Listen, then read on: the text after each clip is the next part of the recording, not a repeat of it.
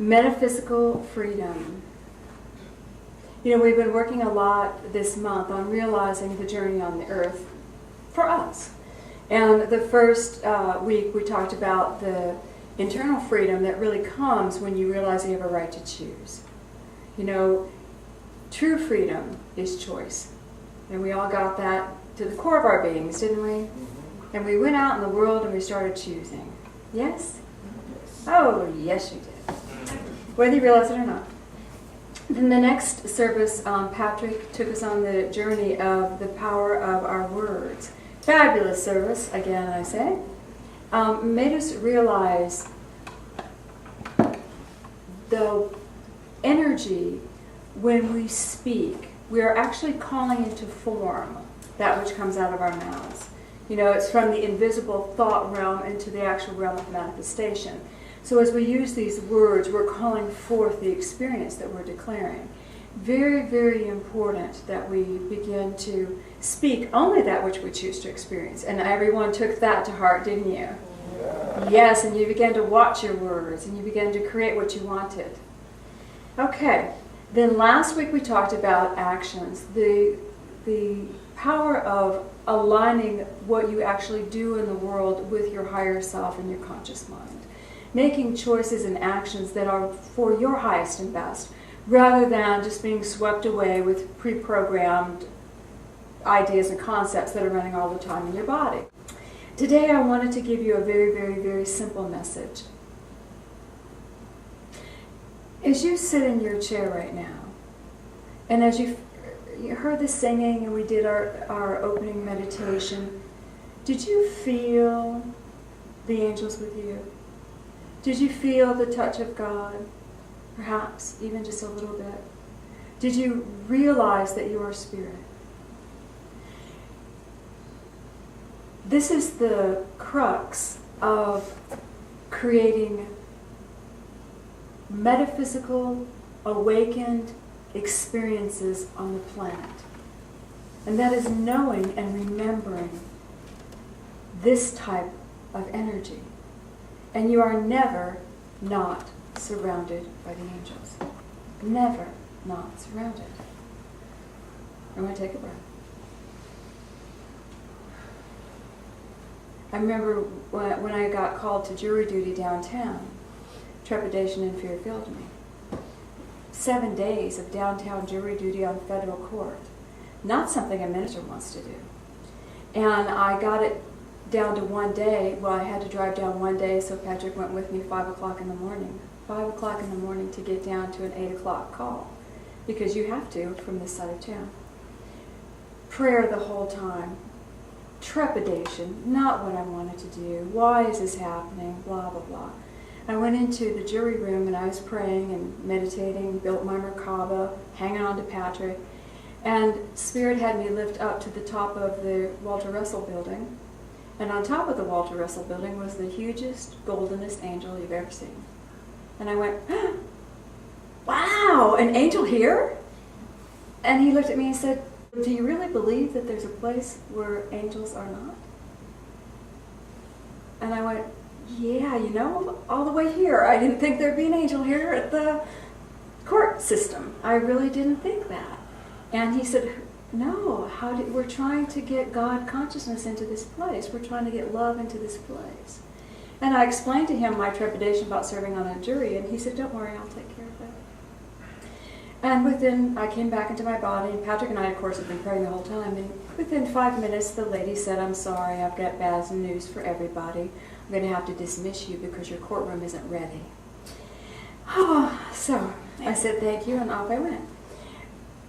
I needed that experience. I needed that experience so I would know there is no place where God is not.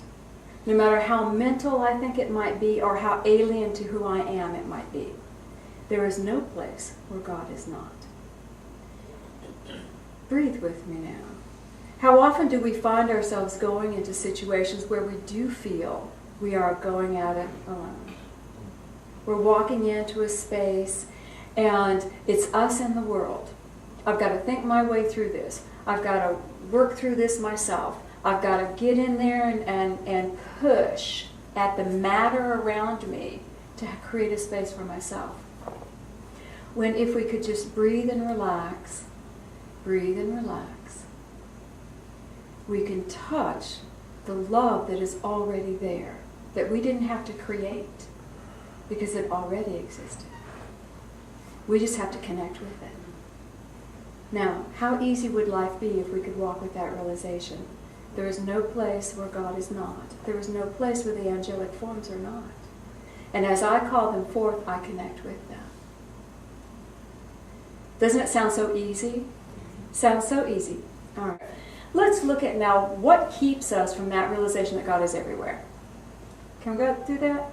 What keeps us from that?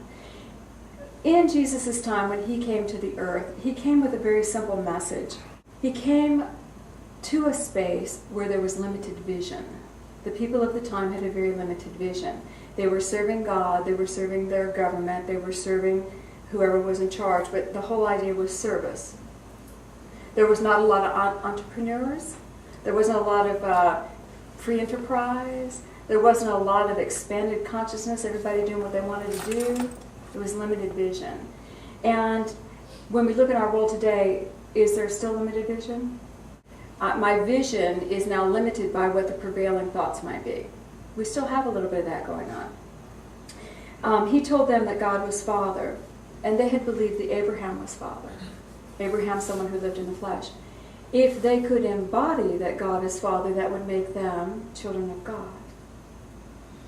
How often in our limited vision do we still think of our parents as parents? My mom, my dad, my heritage, my DNA. Instead of God as my Father and I'm a child of God. We are children of God. If we can embody that, does that affect our limited vision? The other thing that Jesus said, God is Father, you are a child, and I need you to live differently. Stop fighting. Stop acting as if God is not present. So he said to these people who had a very limited vision and who were dealing with a lot of oppressors, stop fighting your oppressors. Love them. Stop fighting your enemies. Love them. Stop fighting the conditions in your life. Love them. As we fight something, we actually create a sense of separation that makes us feel like we are not connected any longer. If I have to fight you, am I feeling God with me? Am I seeing the angels with you? Am I seeing the angels with me? I'm living in a space where I'm acting as if God is not a part of my world. I am fighting you and pushing at you. Do you see? And his remedy was very simple. Love your enemies. Love your oppressors. And love the state of your life. There's a magical thing about love. The law of love. Love attracts only love and transcends all conditions, especially fear. Love attracts only love and transcends all conditions, especially fear. If you love your oppressors, you have now lifted above the negative. If you love that which limits you, you've now lifted above the negative. What if you love your stocks? What if you love the man speaking about your stocks? What if you send love to everybody who owns those stocks? This is the key to living metaphysically. When you do that, you have now included God in everything. Does it make sense? It's so simple, isn't it? And do you guys know that you do treat people as if they are oppressors? You know what an oppressor is? An oppressor is someone who feels that you must comply with their will. That's an oppressor. Do what I say. An enemy is someone whose will is in conflict with your will. Therefore, they are the enemy. We treat our creditors like oppressors. We treat family members with oppression. Our bosses.